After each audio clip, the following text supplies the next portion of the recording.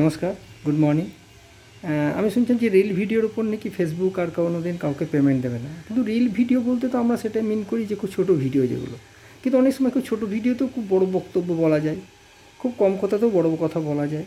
কিন্তু আমার কেমন হয় যে এক্ষেত্রে যেটা একটু রান্না করছে, ঘুরছে ফিরছে, কম পোশাক পরে এই ধরনের ভিডিওগুলোর উপর রেস্ট্রিকশন করেছে এবং এতে পেমেন্ট করে দেওয়া হচ্ছে। আমার মতামত, কারণ এটাতে কোনো কন্টেন্ট নেই, মানুষ কিছু শিখতেও পারে না, মানুষ কিছু জানতেও পারে না, বুঝতে পারে না।